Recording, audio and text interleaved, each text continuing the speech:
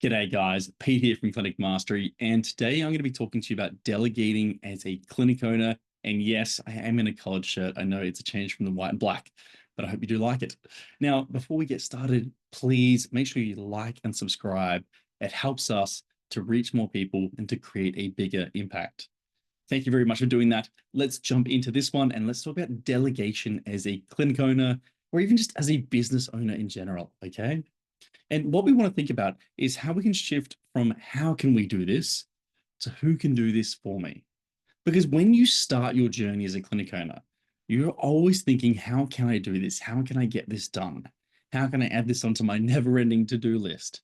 And if this is you, right, if you're where I was as a clinic owner, and every day you have a bit of a to do list, whether it's on your notes app, on your phone, on your computer, Asana, Monday, Trello, whatever it is, but you just add things to it. You go, I need to do this, and you remember it, and you put it there, and you put it there, and you put it there, and you have this huge to-do list.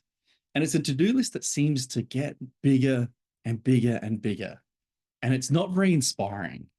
It's very rare you get up in the morning and you pull out your phone and you look at that to-do list and you go, shit, yeah, I'm inspired to do this right now.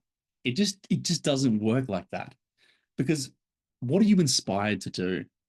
What are those key things within your clinic, within your business, within your life that inspire you? Because when your day is full of those things, you'll wake up and you'll feel a passion, a drive, an energy to get things done, to achieve big things. But when you look at this never-ending to-do list, it feels daunting, it feels stressful. Gosh, it feels overwhelming. And I've been there myself. And it's really easy to just take on more. Okay. And you can rationalize this by saying, well, I don't want to have to pay someone else to do this. I can just get this done. It'll only take 5 minutes, 10 minutes, 15 minutes, 3 hours. You never know how long some of these things take, right? But start thinking about who can do this for you. So, what I'd like you to do right now is get out this to do list. Get out that mammoth to do list that I know you have that.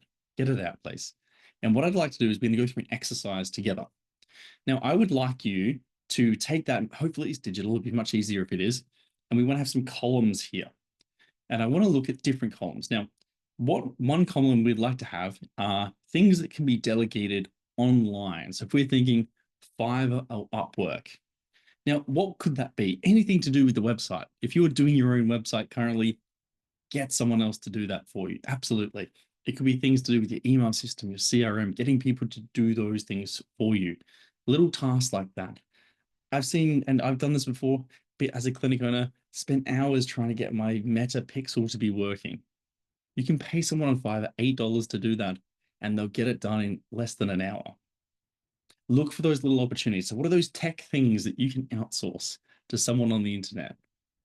What are those things within your clinic that you're doing that don't necessarily need to be you?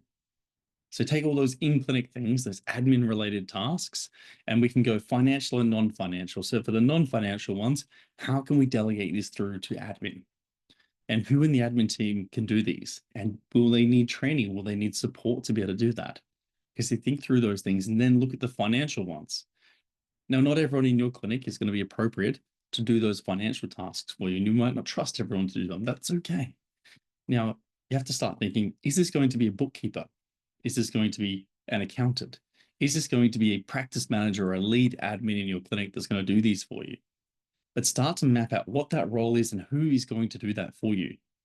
Because again, it shouldn't be something that you're spending all your time doing. Because this is a clinic owner, there's a few things that clinic owners tend to be really good at doing. Number one is servicing clients. Now, if you're passionate about working with clients, and if we were to say your hourly rate working with clients is somewhere between $200 and $300, maybe $400, depending on the profession that you're in. If you're a psychiatrist, maybe $10,000, whatever it is, right?